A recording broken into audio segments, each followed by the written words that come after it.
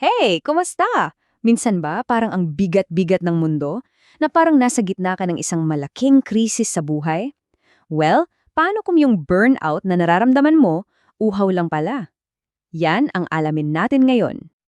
Alam mo yung feeling na parang tinatanong mo na ang lahat? Yung tipong, ano ba talaga ang purpose ko? Para saan ba lahat ng to?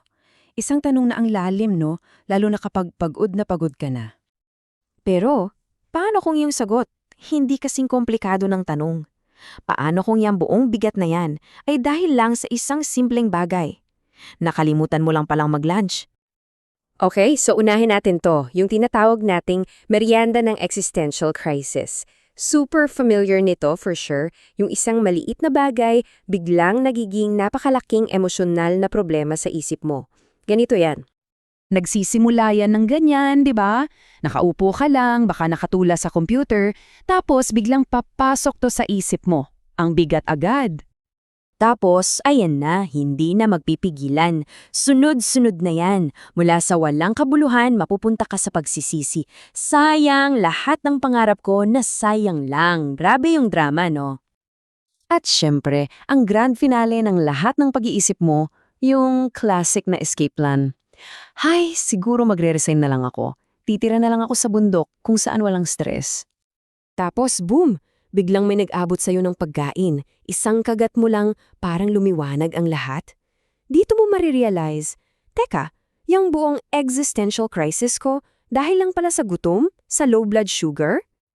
So bakit ba nangyayari to? Hindi ka nababaliw, promise. May science dyan. Isipin mo yung utak mo parang cellphone. Kapag low bat, 'di ba? Ang bagal-bagal, nagahang. Ganyan din yung utak natin. Kapag kulang sa gas, pagkain, tubig, tulog, lahat ng iniisip natin nagiging mas nega, mas OA. At ang ganda ng comparison na to, 'di ba? Sa isang side, yung nararamdaman natin, existential dread, burnout, overwhelm, parang ang bigat. Pero sa kabilang side, yung katotohanan. Baka kailangan mo lang uminom ng tubig, o kumain ng snack, o umidlip lang sandali. May tawag kami dito, human suit glitching. Gets mo? Parang yung katawan mo isa siyang suit, tapos yung utak mo yung piloto. E minsan kapag may problema sa suit, kunwari paubos na yung gas, mali yung signal na natatanggap ng piloto. Yung simpleng low fuel alert, ang basa niya, malapit na ang katapusan ng mundo. So, anong gagawin natin kapag nagsimula na yung glitch? Dito na papasok yung first aid kit natin para sa feelings, para bago pa lumala yung spiral, may magagawa na tayo agad. At ito na nga yun, ang 5-point reset. Isang super simpleng checklist. Bago ka maniwala na guguho na ang mundo mo, check mo muna to. Uminom ba ako ng tubig? Kumain ba ako? Sapat ba tulog ko?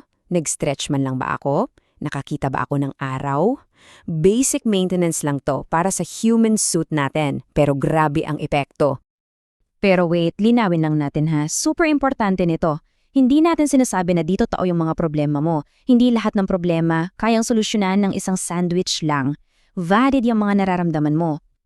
Ang punto lang dito ay, paano mo lalabanan yung mga tunay na problema kung yung mismong katawan mo pagod na pagod na?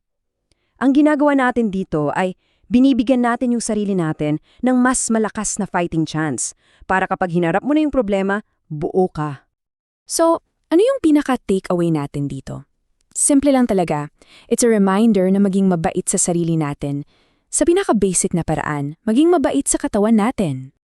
At ito talaga yung gusto kong iwan sa inyo. Alagaan mo muna yung human suit mo. Promise, magpapasalamat ang isip mo. Hindi mo pwedeng paghiwalayin yung dalawa. Connected yan. Kapag inalagaan mo yung isa, sumusunod yung isa. So, bago tayo magtapos, ito yung tanong ko para sa'yo. Ngayon, as in, ngayon din, ano yung pinakamabait at pinakasimpleng bagay na pwede mong gawin para sa sarili mo? Baka yan ay tumayo lang at uminom ng tubig. O baka kumain ng saging. Gawin mo na. Simulan mo sa maliit, pero simulan mo ngayon.